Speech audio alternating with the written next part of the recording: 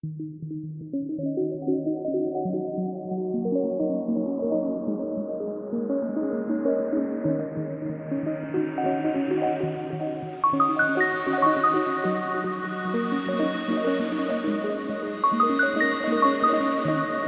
welcome to the Flan Foundation for Mental Health.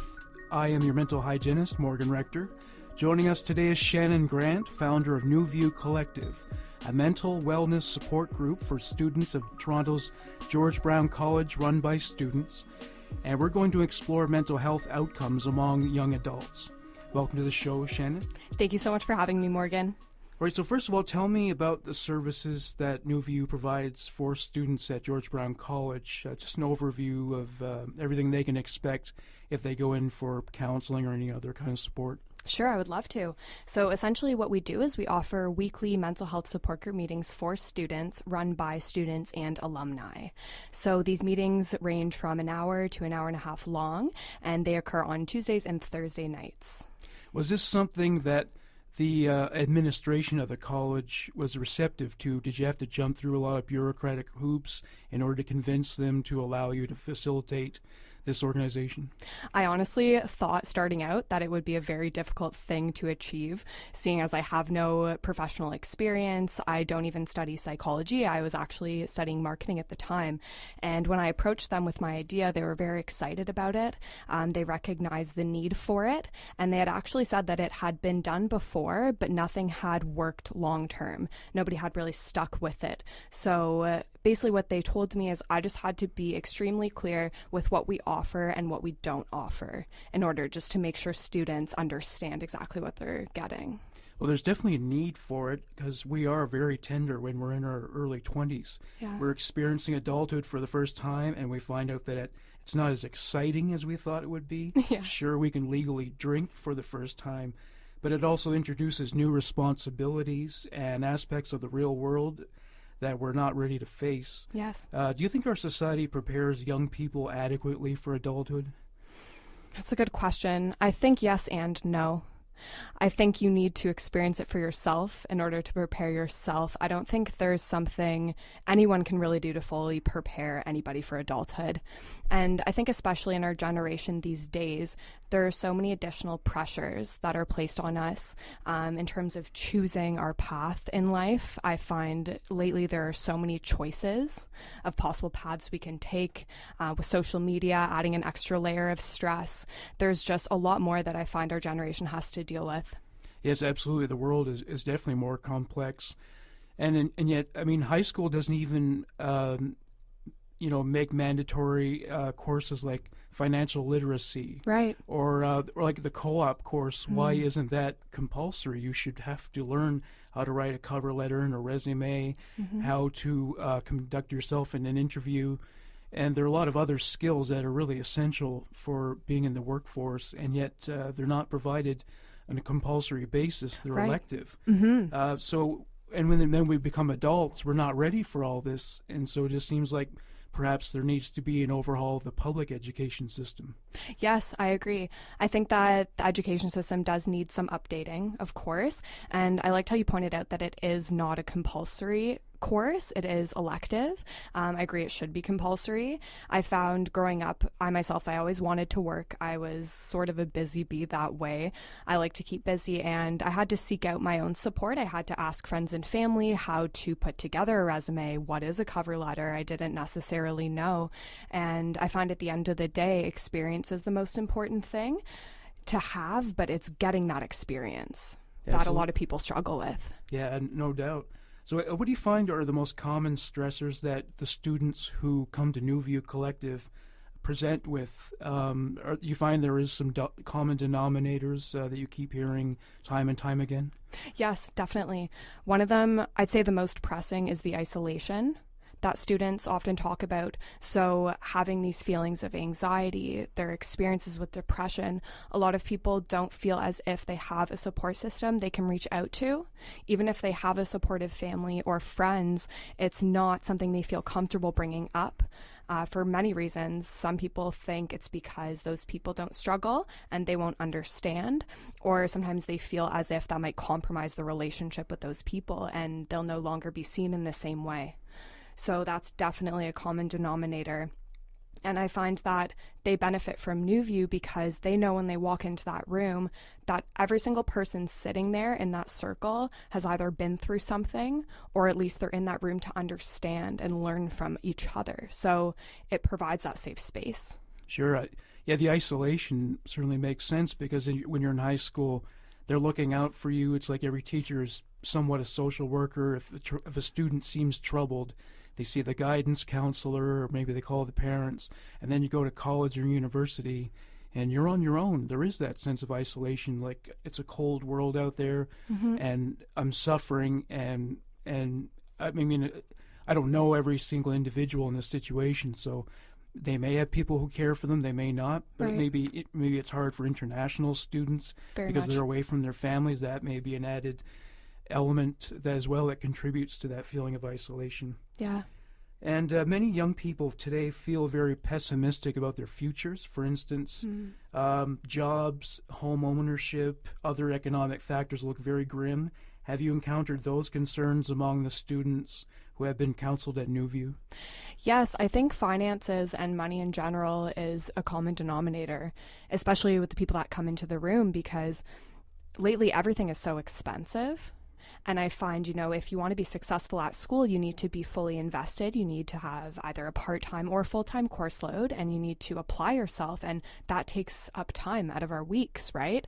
And the more that we're invested in school, the less we can work, the less money we can make.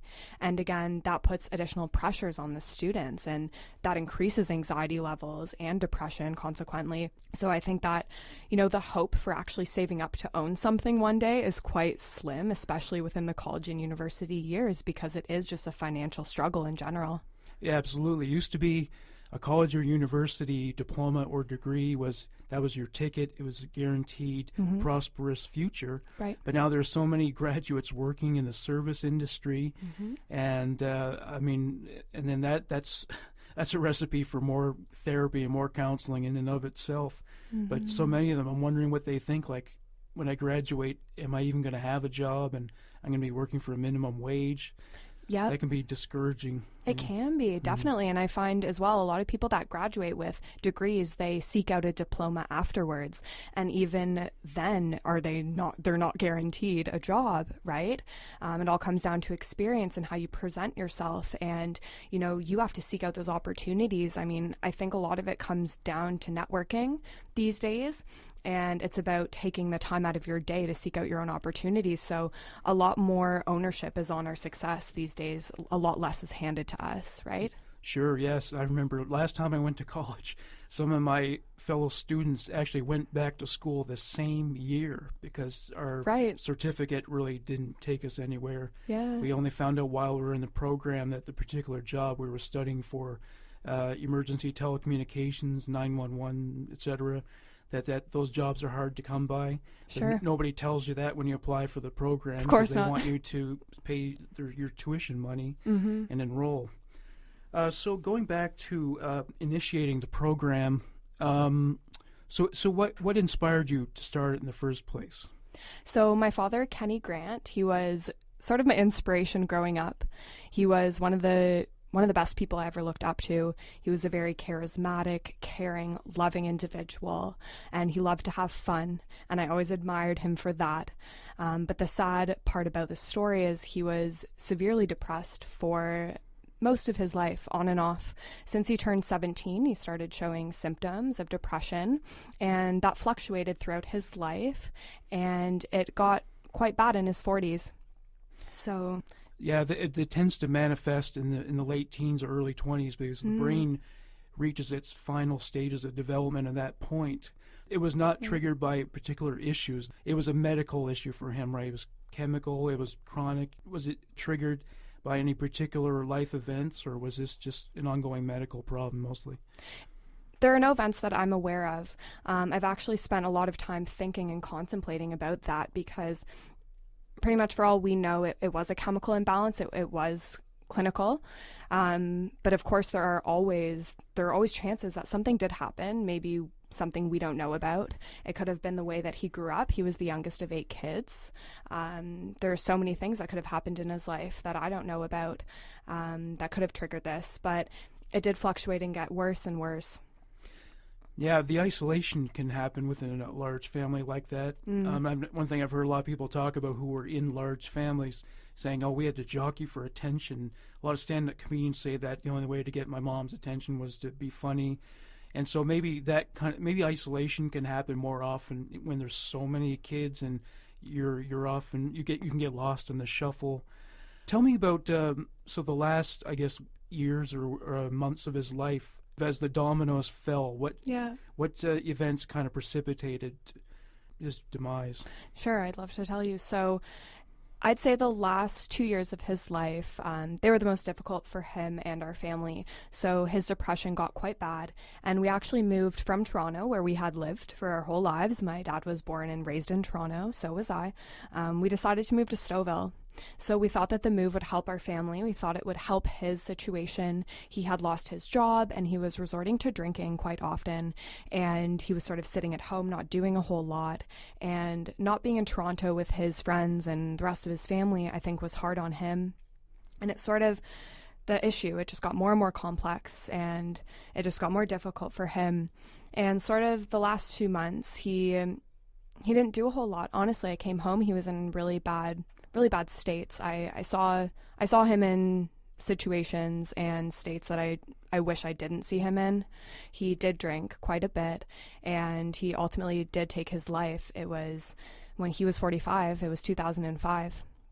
So he took his life, and that was it was the turning point of my life and my family's life as well.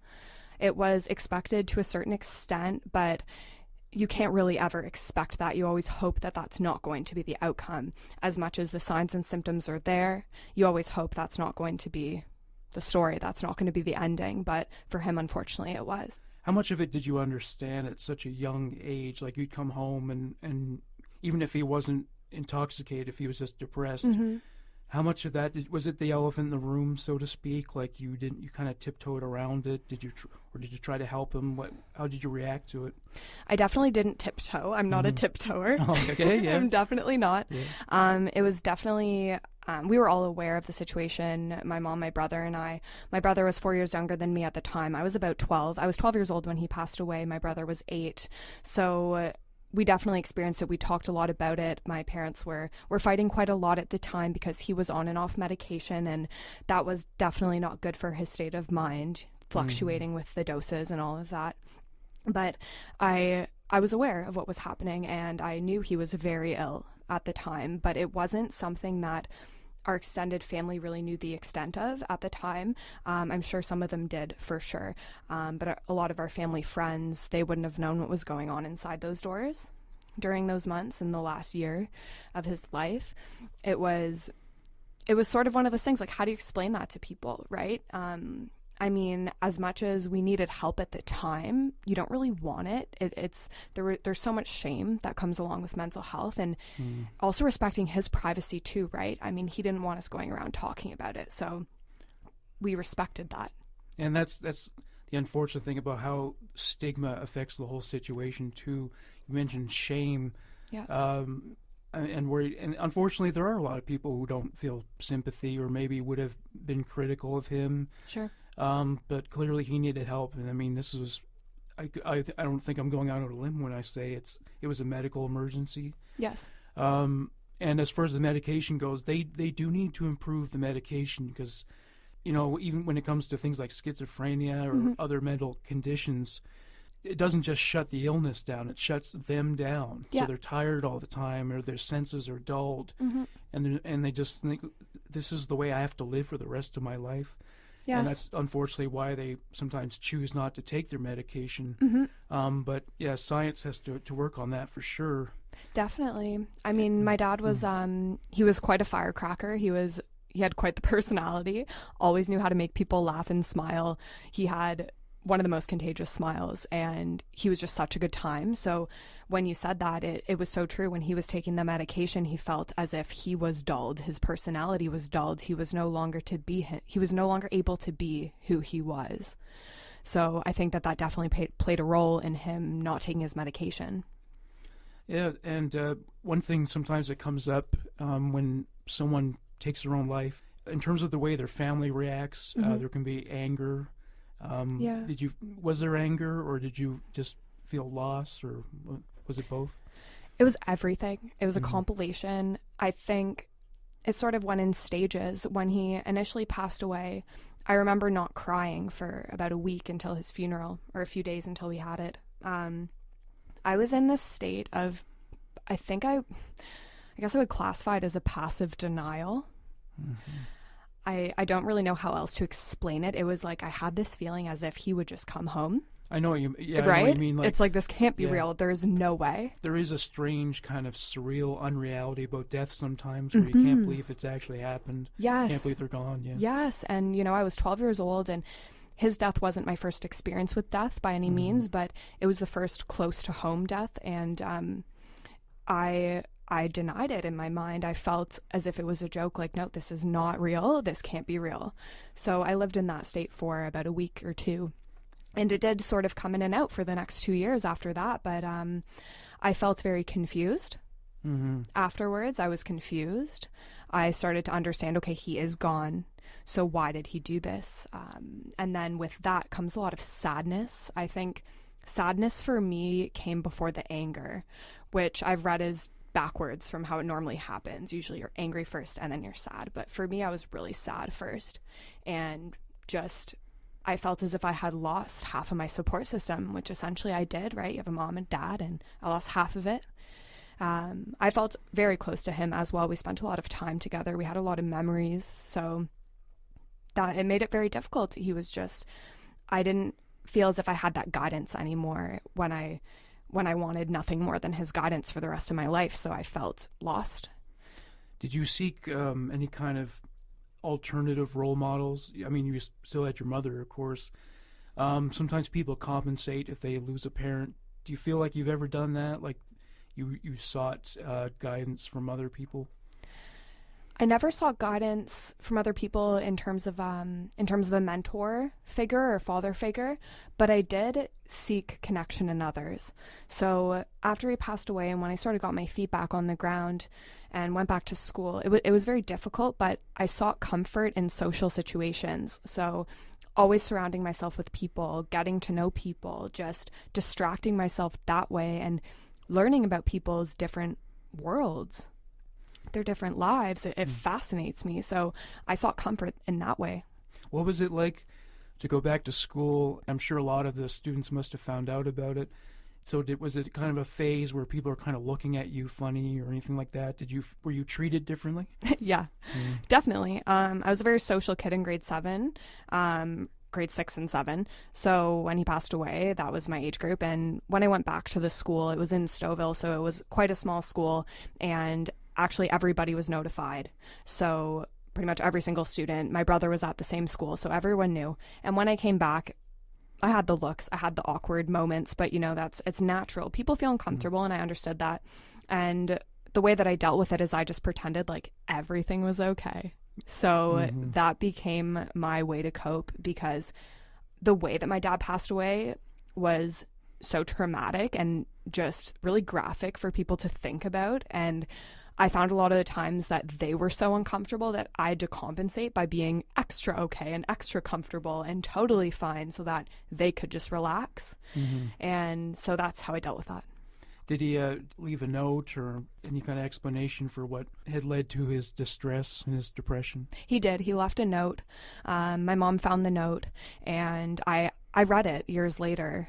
We took it out of the safety deposit box, and I was allowed to read it if I wanted, and I did. And to be honest, I was disappointed. It wasn't what I wanted it to be, but it was more so logistics and everything that he had planned for after. But there was maybe a line or two dedicated to my brother and I.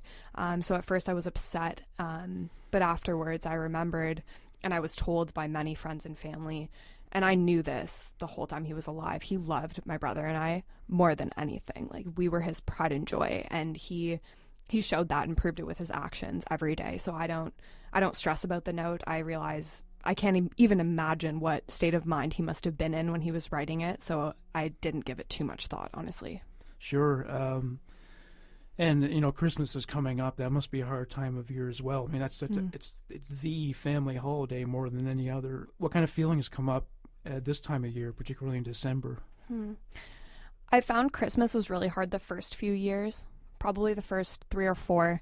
And my grandfather spent Christmas with us after my dad passed away and before my mom had met anybody else. But now, honestly, it's been 13 years, and I'm used to it now. I'm used to it. I think about him all the time. I think about him every single day. It doesn't matter if it's a holiday or not. But I definitely think about him more on Christmas, but it doesn't make me more sad with him not being there. Sure. Well, I think you'd be very proud of the person you grew up to be. Oh, thank you so much. You graduated from college and you started this organization to help other people. Yeah. Have you ever come in contact with a student who's had this experience that you have, or anything close to it? Definitely. Suicide is it's a lot more common, I've come to find. The more I've been open about it, the more people are open to me about it. So I've never met a girl who's lost her father to suicide. So that I haven't experienced that yet. I'm sure there's someone out there and I will meet them. But there's 2 of I guess they're my second cousins. So it's my dad's cousin, Angie. She also took her life not really? too long ago. Were you close to her as well? I wasn't. Oh, yeah. I wasn't too close to her, but she has 2 girls. And so I'd assume that I would say that's the closest to home situation. I can't even imagine what they would have gone through. Well, I guess I can imagine, but it's a totally different situation. So, yeah, that's definitely the closest to home, comparable. Do you think there may be a genetic link to depression in your family? Yes. Yeah, it can be inherited for sure. At New View, so students have presented there with suicidal ideation, saying they're taking their own life. What leads to them feeling that life is not worth living, do you find? It's the lack of connection. I think that there are so many reasons, and there's no way I could sum it all up and generalize it here, but I don't know where I read this. It was a study that was done. A group of people were brought together, a group of people who had attempted suicide and not succeeded. So they were still there, still living. And they were asked a series of questions. And one of the common denominators they found is that almost all of those people felt isolated and disconnected from society. Yeah. So they felt like they were alone. And when I learned about that, it sparked something within me, because ever since I started to overcome my own depression and get my feet back on the ground, I wanted to give back almost instantly. And I never knew exactly what approach I wanted to take. And when I learned about that, I realized, okay, I need to bring people together. So let's start there. How can I do this? And I decided to start within my immediate environment, which at the time happened to be George Brown. So I thought, okay, how do I get involved at the school? What are my options? I'm going to start a club. I'm going to bring people together. And I just started spitting ideas out and writing them down and talking to friends about it. And I came up with this design, and it's so simple, but it is so powerful at the same time. Oh, absolutely. It's interesting because with the advent of social media, as it's become more prevalent in people's lives and in the media, well, society really, rates of anxiety and depression are going up. We were talking years ago about Facebook depression, because people, they're always posting the best aspects of their life on Facebook. They're at the Bahamas on the Adirondack chair, and the sunglasses, smiling. Yeah. Meanwhile, some person who just got back from their job at IGA is just miserable, and actually that's happened to me too. I was just like, well, my life stinks compared to this person's. And it's funny because I remember the Windows 95 era of the internet. They were talking about, oh, it's going to bring everybody together. Right. And it has, but yet there's also a disembodiment at work, a disconnection too. We're not physically connected. We're not. We're not all sitting close together like you and I are right now. It's right. The internet, and it's all about showing off your personal credentials, whether it's your looks or your material possessions or the meal you just ate that you put on Instagram. But it's not very meaningful, is it? It's not. I mean, I think it can be. I think initially when Instagram and Facebook started, it was a lot of that, right? It was a lot of the let's show our best parts, the best aspects of ourselves, the things we own and the way we look and our best pictures that we have. But what I've seen lately is it's a movement almost of people realizing, okay, we need to adapt because this is no longer healthy. People are recognizing these things, and a lot of people are promoting to be more real on their pages and to share real content and to share how they're feeling.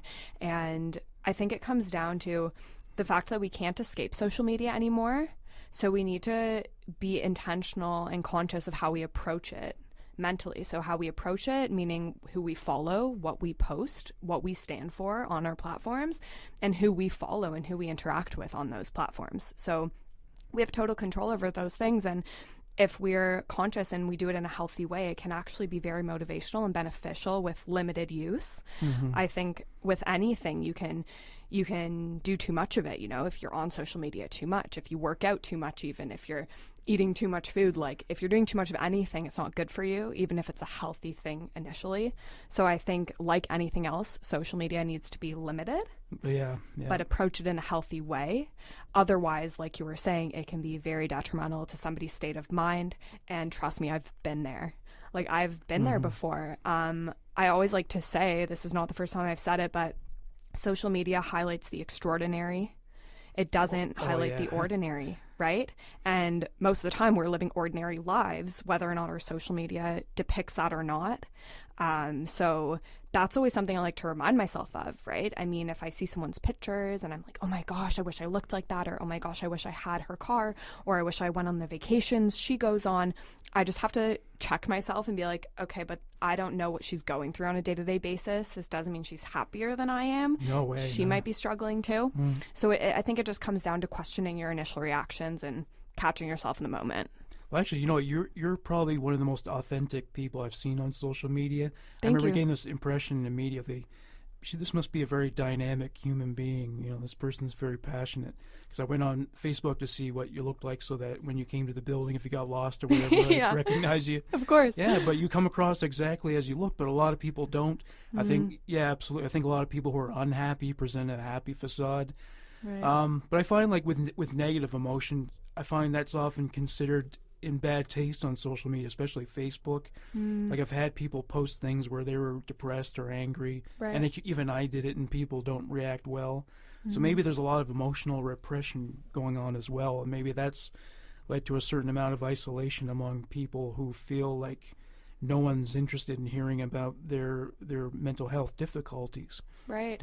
Yeah, no, for sure. And I think, you know, we have to be careful with the way that we express ourselves, because we don't know who's going to be coming across our content. So we can express ourselves. We need to be careful with the language we use and making sure we're not offending anyone. So it's still, even if we're being totally authentic on our pages and we're being open in our captions, especially on Instagram, I love to do that. I still have to write it out, make sure that I'm using like passive and positive language so that I'm not hurting anyone or making them feel bad.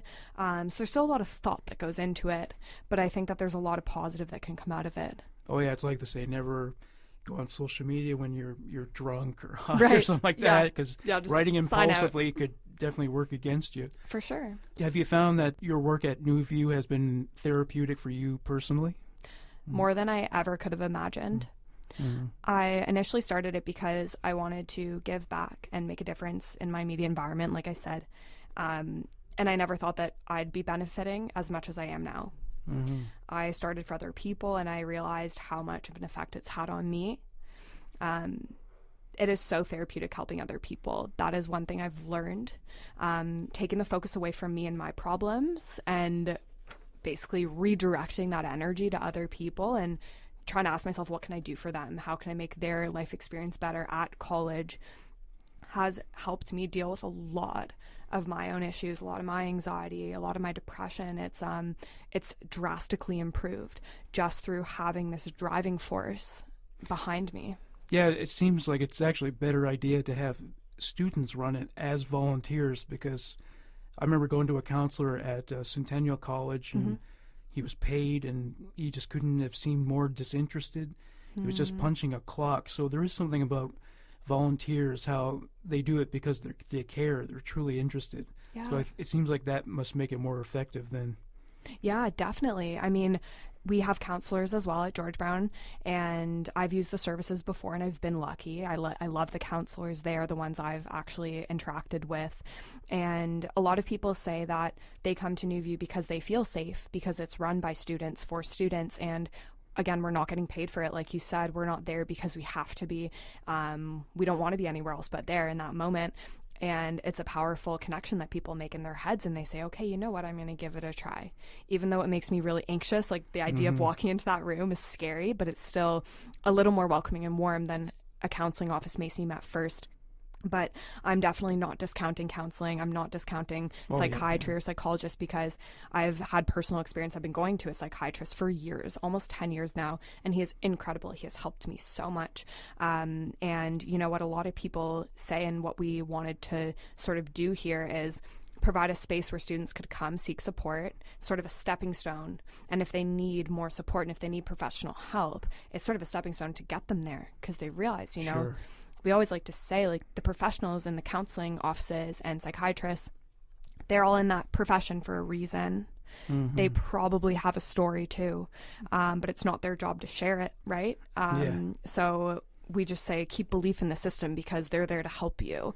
And if you don't vibe with the first person you see, it's just because not everybody gets along, right? So you may have to try a few people before you're successful in that regard.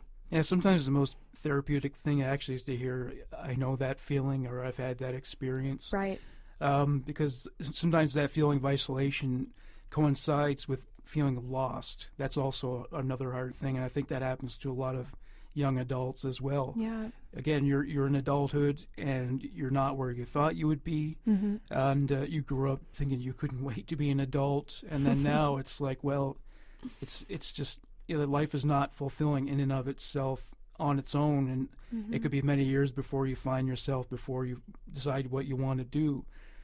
But there is that hard parentheses from age 18 to like age 24 where you're trying to make it across that bridge, and that's the hard part. Yeah, and I find as well, it's sort of like the hierarchy of needs, right? I mean, love and belonging is one of our needs. It's one of our basic needs, and if we're not fulfilling that need and we're not embracing love and connection, it may be difficult for a person to find out what their purpose is in life, right? So, I mean, a lot of people that come into these meetings and they just sit there and they won't necessarily say anything. They'll just be quiet.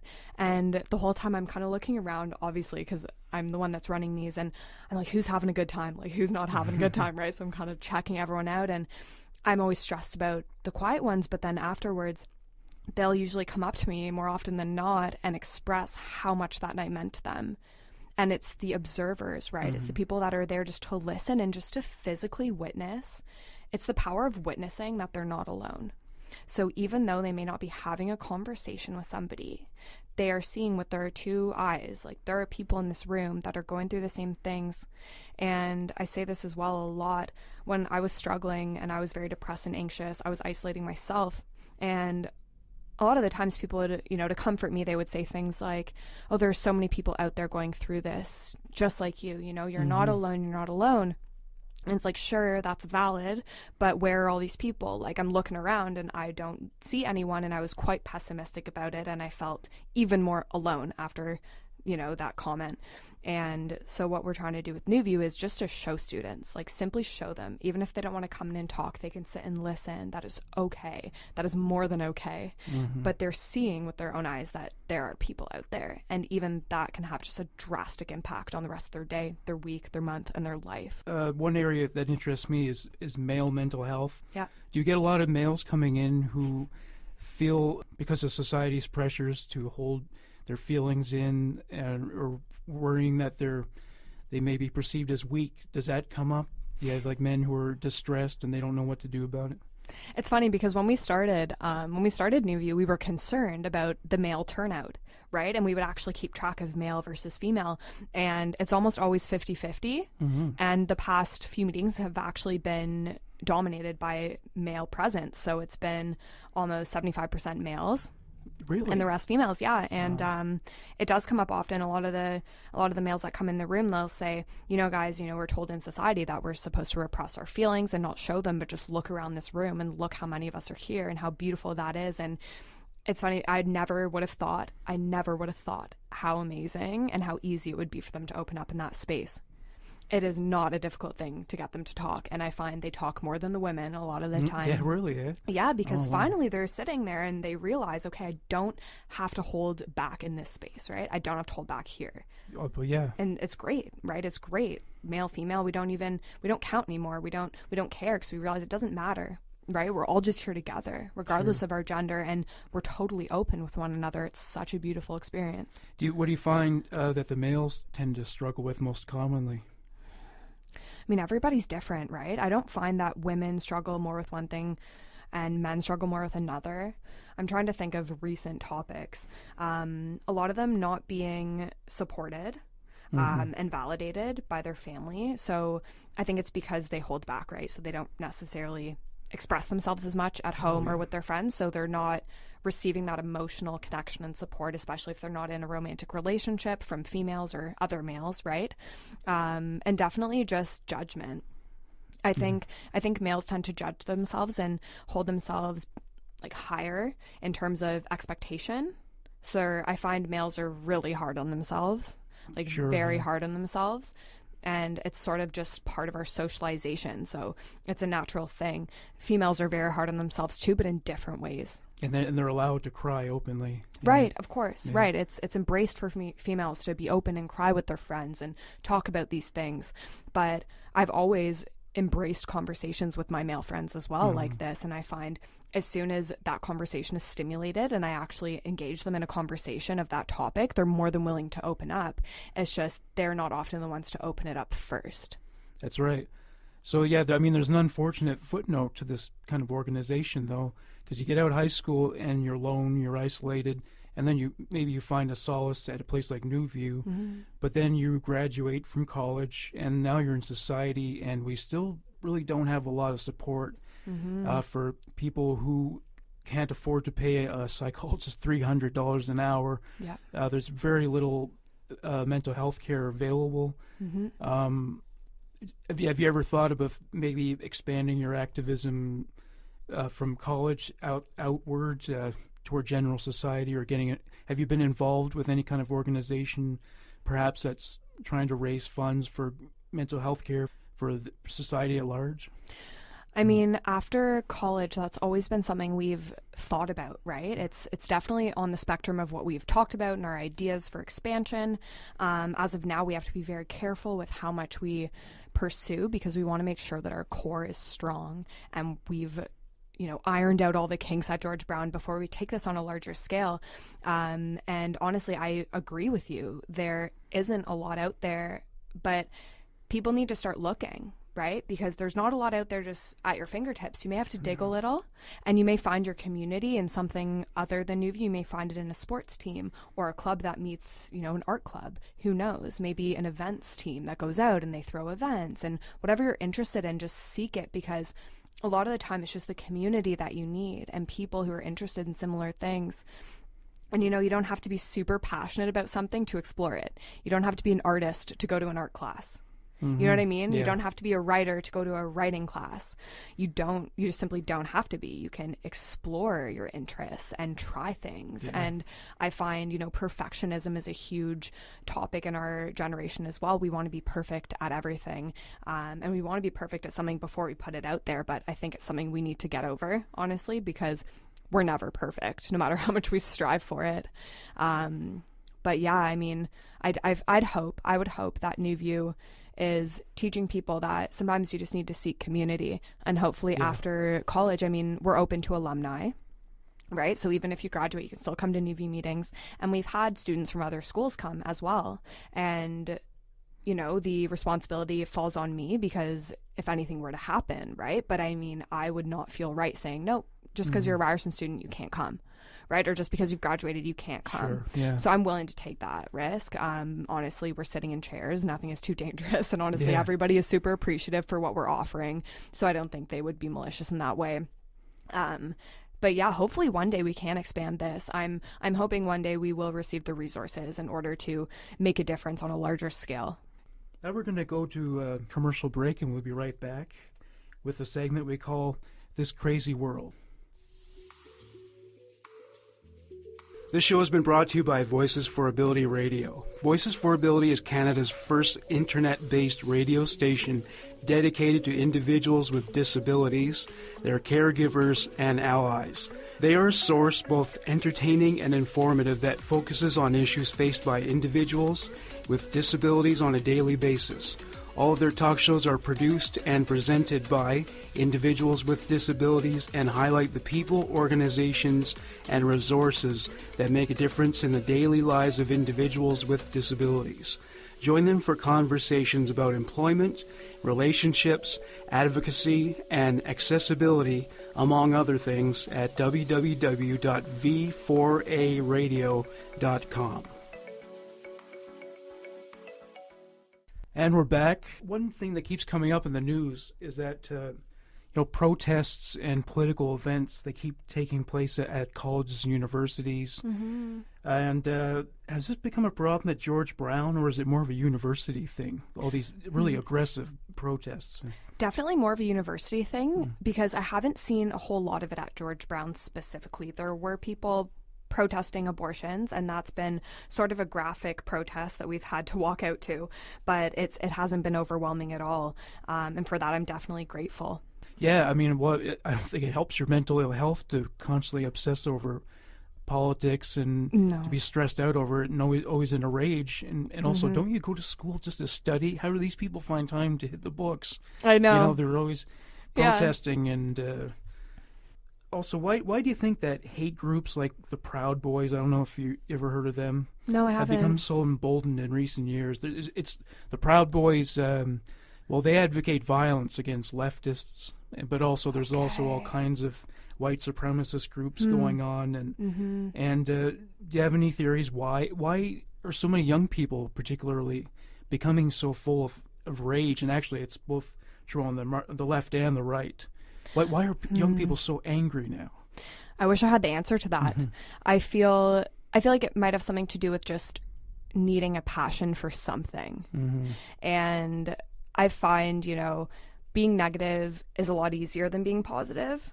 I hate to say it, but it's so true. Even for me, it's for most people, right? Our default reaction is, like complaining or sighing or just looking for the negatives in situations. And it's a lot easier to attach to that. And especially if you have a history of mental illness and depression, it's very difficult to move on, especially from the struggle, right? So if you're used to sadness and you're used to negativity and you grow up in that environment, you sort of seek that subconsciously. Right? You sort of seek an environment that matches that level of sadness. And it's unfortunate because you obviously as a person want to move on, but people feel most comfortable in that sort of space and that sort of energy. So potentially that has something to do with it.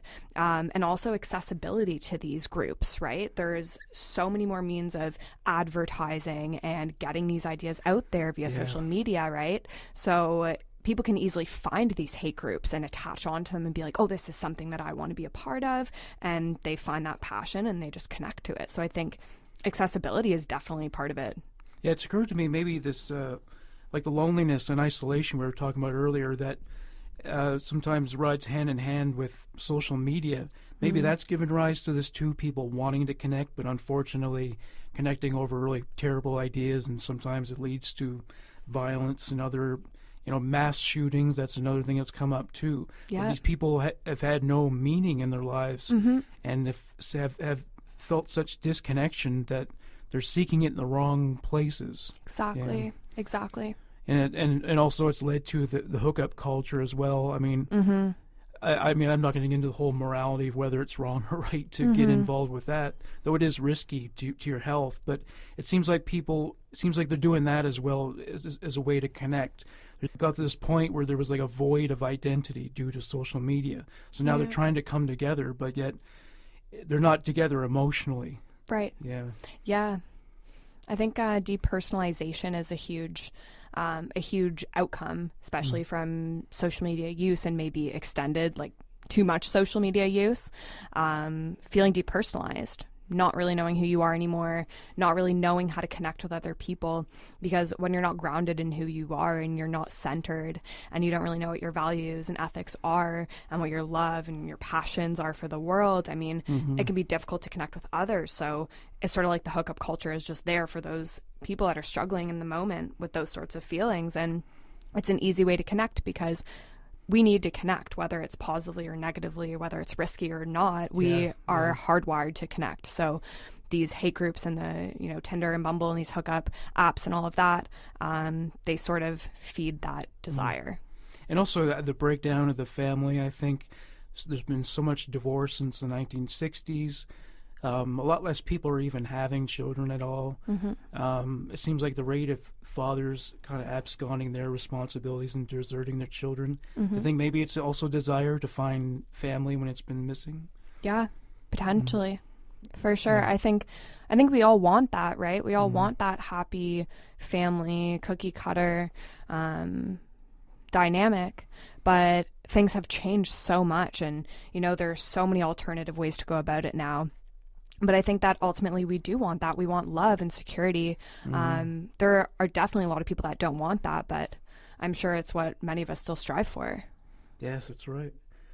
Well, on that note, thank you very much for joining us. Of course. And remember, I welcome your feedback on the show. You can email me at mentalhygiene@gmx.com. If you have show ideas, please share them with me. If you live in the Greater Toronto area and would like to appear on the show, share your story about your experience with a mental health challenge, please message me about that. What is the full website URL for New View? So it's www.newviewcollective.com. So would you prefer they get in contact with the organization that way through email, or can they call as well? So we don't have a phone number, but you can definitely access our email directly through the website. So we do have a button right there. You can click it. It'll open an email on your computer, and you can just reach out that way. And we also have an Instagram account. So it's just at New View Collective.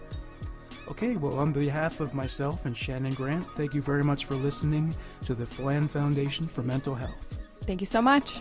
Bye-bye. Bye.